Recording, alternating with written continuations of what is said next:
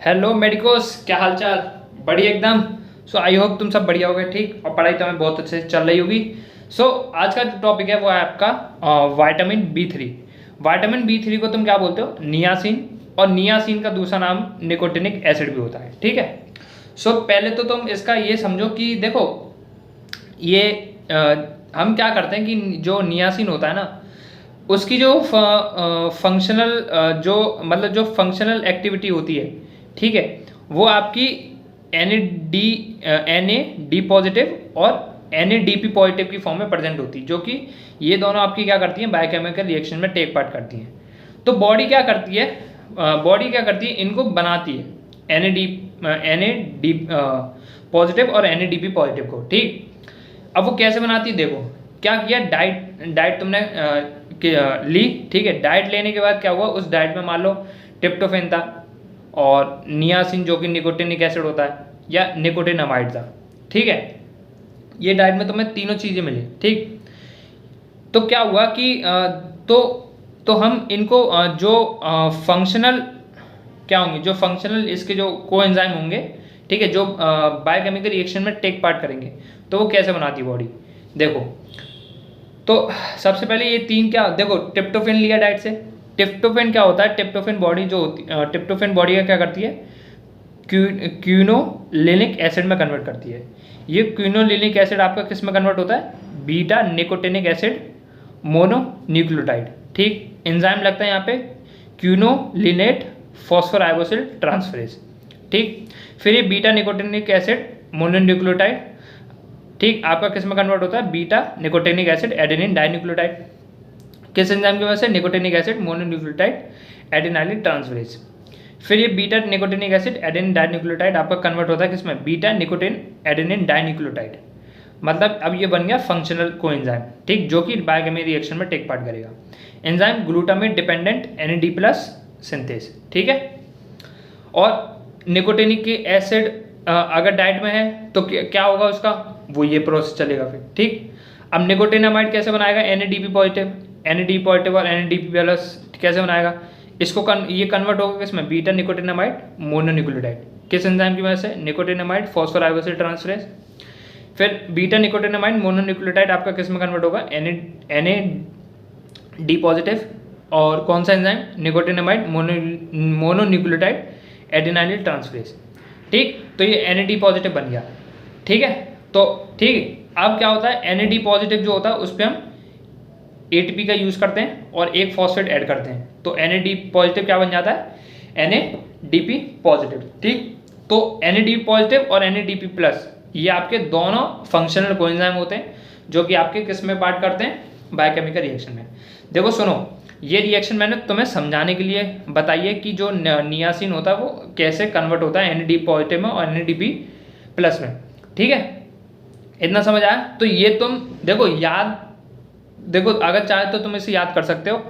मैं कहूँगा कि इसको मत याद करना, ठीक है, मतलब ज़्यादा इंपॉर्टेंट नहीं है। अगर हाँ तुम्हें लिखना है नियासिन के और बारे में तो तुम लिख सकते हो, ठीक है, इसमें कोई बुराई नहीं है। करना हो तो कर लेना इसको, मतलब बस समझाने के लिए बनाया था मैंने, ठीक है। सो अब नेक्स्ट क्या है, नेक्स्ट ये है कि ये आपका कहाँ यूज़ होता है, ये आपका यूज़ होता है न्यूट्रिएंट मेटाबॉलिज्म में।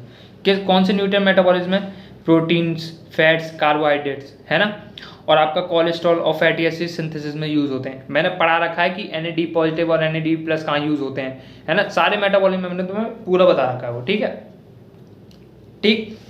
और इसके डाइटरी सोर्स क्या होते हैं, fortified cereals, grains, meat, fish, legume, nuts, tea, coffee, ये सारे इसके डाइटरी सोर्स होते हैं।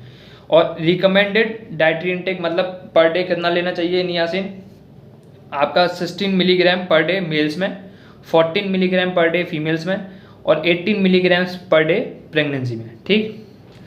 अब देखो विटामिन बी 3 की डिफिशियंसी के मतलब विटामिन बी 3 डिफिशियंसी होती है तो उसके क्या क्या कॉजेज़ हैं, ठीक है, मतलब किस कारणों से उसकी डिफिशियंसी हो सकती है। पहला है पुअर डाइटरी इनटेक, मतलब पुअर डाइटरी इनटेक में मतलब तुम ऐसे सोर्स खा ही नहीं रहे हो जो विटामिन बी 3 से भरे हुए हैं, ठीक है, ठीक। और बहुत सारा अल्कोहल पी रहे हो, ठीक है, माल न्यूट्रिशन के कारण, अल्कोहल के कारण, तो विटामिन बी 3 डिफिशियंसी होती है, ठीक। डिक्रीज सिंथेसिस दूसरा कारण है डिक्रीज सिंथेसिस, मतलब बॉडी हमारी नियासिन जो NADP पॉजिटिव, वो NADP और NAD प्लस है, ठीक है, वो बना ही नहीं रही है ना। तो क्यों नहीं बना पा रही है? क्योंकि लिवर डिसीज, देखो ये जो सिंथेसिस होता है ना, नियासिन का जो सिंथेसिस होता है, ठीक है, ये आपका कहाँ होता है? लिवर में होता है, ठीक है। तो सिंपल सी बात है, अगर कोई लिवर डिसीज है तो सिंपल सी बात है लिवर अच्छी तरह काम नहीं कर पाएगा, जिसकी वजह से नियासिन नहीं बन सकता, ठीक। और डिफिशियंसी है राइबोफ्लेविन और आयरन की, ये दोनों जो होते हैं ना, ये नियासिन बनाने में हेल्प करते हैं, ठीक है। तो अगर इनकी डिफिशियंसी है तो नियासिन सिंथेसिस नहीं हो पा रही है, ठीक। तो ये कारण हो सकता है डिफिशियंसी का। या डिक्रीज एब्सॉर्प्शन हो सकता है, मतलब हार्ट नर्व डिसीज है। हार्ट नर्व डिसीज मैंने तुम्हें बताया था कि ट्रिप्टोफेन है ना, ट्रिप्टोफेन का इसमें एब्जॉर्प्शन नहीं हो पाता हार्ट नर्व डिसीज में। सिंपल सी बात है, अगर ट्रिप्टोफेन का एब्जॉर्प्शन नहीं होगा तो सिंपल सी बात है, जो ट्रिप्टोफेन होगा एब्जॉर्ब हुआ ही नहीं, और एब्जॉर्ब नहीं होगा तो क्या होगा? ट्रिप्टोफेन जो होगा वो NAD प्लस और NAD पॉजिटिव बनाने में काम आता है, तो ये एब्जॉर्ब ही नहीं हुआ तो ये बनेंगे नहीं, ठीक है। तो इसके कारण डिफिशियंसी हो सकती है। इतना समझ आया, ठीक।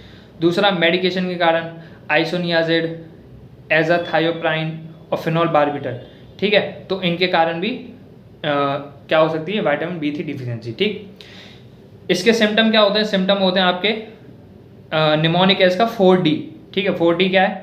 डायरिया, डर्मेटाइटिस, डेमेंशिया, डेथ, ठीक। अगर इसे क्योर नहीं किया गया तो डेथ हो सकती है, ठीक है। सो डायरिया, डर्मेटाइटिस, डेमेंशिया। अब ये नियासिन की डिफिशियंसी हो रहा है, नियासिन की डिफिशियंसी से हो रहा है, ठीक है। तो ये हो कैसे रहे हैं? मतलब डायरिया क्यों हो रहा है, डर्मेटाइटिस क्यों हो रहा है, डेमेंशिया क्यों हो रहा है, क्या कारण है? देखो सुनो, देखो डायरिया इसलिए हो रहा है क्योंकि देखो नियासिन की डिफिशियंसी की वजह से, नियासिन की डिफिशियंसी की वजह से जो डाइजेस्टिव ट्रैक्ट होता है ना, उसमें इन्फ्लेमेशन हो जाता है। जैसे ही डाइजेस्टिव ट्रैक्ट में इन्फ्लेमेशन हो जाएगा तो क्या होगा? जिससे क्या होगा? जो डाइजेस्टिव सिस्टम की जो एक्टिविटी है वो क्या होगी? बेकार हो जाएगी। मेन काम क्या है उसका? एब्जॉर्प्शन। तो जो नियासिन जो भी तुम डाइट में लोगे वो एब्जॉर्ब नहीं हो पाएगा, है ना। समझ में आया? ठीक है। हाँ, नियासिन की डिफिशियंसी वजह से क्या हो जाएगा? देखो अगर नियासिन की डिफिशियंसी हुई तो इन्फ्लेमेशन होगा, किस में? डाइजेस्टिव ट्रैक्ट में। अगर डाइजेस्टिव ट्रैक्ट में इन्फ्लेमेशन हुआ तो सिंपल सी बात है क्या होगा? डाइजेस्टिव ट्रैक्ट का मतलब मेन फंक्शन क्या होता है? एक तो खाना पचाना होता है और एब्जॉर्ब करना होता है, ठीक है। तो अगर इसकी डिफिशियंसी है तो क्या होगा? एब्जॉर्प्शन नहीं हो पाएगा, जिसकी वजह से क्या होगा? डायरिया होगा, ठीक है। दूसरा रिड्यूस डाइजेस्टिव एंजाइम। जो नियासिन होता है ना वो आपका इन्वॉल्व होता है किस में? डाइजेस्टिव एंजाइम को बनाने में, ठीक। अगर नियासिन की डिफिशियंसी हो गई तो डाइजेस्टिव एंजाइम बनेंगे नहीं, जिसकी वजह से क्या होगा?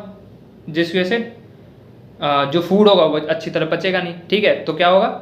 वो उसकी वजह से क्या होगा? फिर डायरिया होगा, ठीक। तो ये रीज़न होता है, ठीक है।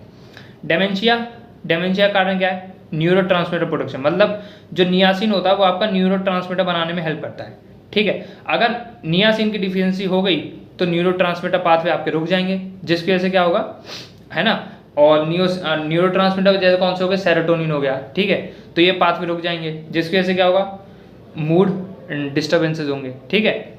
दूसरा न्यूरो इन्फ्लेमेशन, मतलब अगर डिफिशियंसी हो गई नियासिन की तो इन्फ्लेमेशन हो सकता है ब्रेन में, ठीक है। जिसकी वजह से क्या होगा? न्यूरोलॉजिकल कंडीशन डेवलप होंगी, जैसे डेमेंशिया, ठीक। तो ये कारण होता है डेमेंशिया का। डायरिया का मैंने बता ही दिया, ठीक है।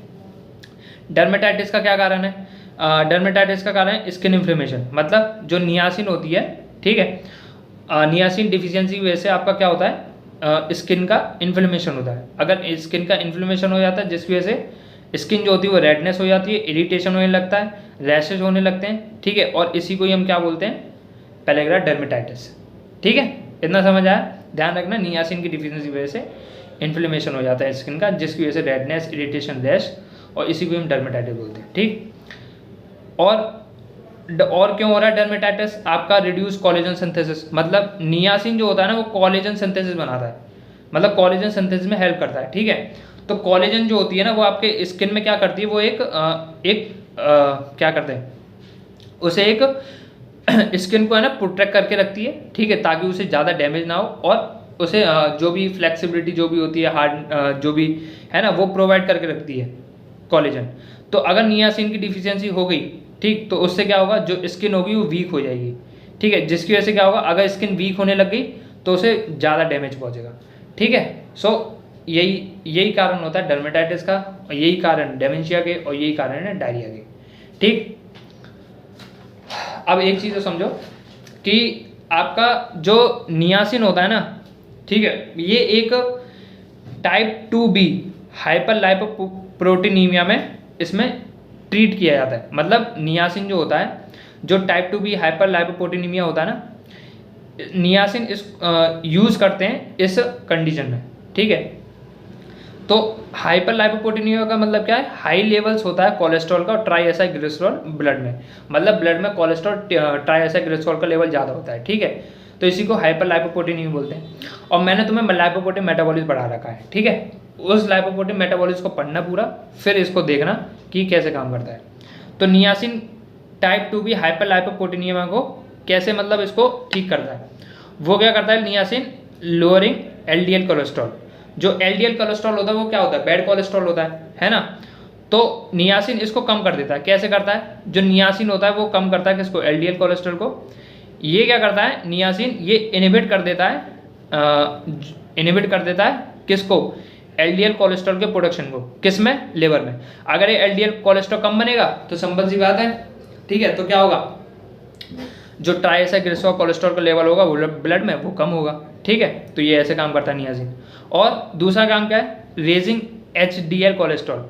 ठीक है, मतलब ये गुड कोलेस्ट्रॉल का लेवल बढ़ाता है। कैसे, नियासिन जो होता है वो क्या करता है, HDL कोलेस्ट्रॉल का लेवल बढ़ाता है। ठीक है, तो ठीक है ठीक, तो क्या होता है, जो हाई और HDL कोलेस्ट्रॉल जो होता है वो गुड कोलेस्ट्रॉल होता है। क्यों होता है, क्योंकि जो HDL कोलेस्ट्रॉल होता है ना, वो रिमूव कर देता है cholesterol from the blood vessel. जितना भी जो ब्लड में कोलेस्ट्रॉल जमा हुआ है ना, ठीक है वो क्या करता है, HDL उस कोलेस्ट्रॉल को क्या करता है, रिमूव कर देता है वहाँ से ब्लड वेसल में। ठीक है, इसलिए जो नियासिन होता है वो HDL कोलेस्ट्रॉल का प्रोडक्शन बढ़ा देता है, जिसकी वजह से HDL कोलेस्ट्रॉल जो होता है, जो ब्लड में ट्राइएसाइग्लिसरॉल कोलेस्ट्रॉल प्रेजेंट है, वो इसको रिमूव कर देता है ब्लड वेसल में। ठीक, सो नियासिन के बारे में इतना ही था। ठीक है, आई होप तुम्हें समझ आया होगा। ठीक, सो पढ़ाई करते रहो। All the very best, bye bye, good night.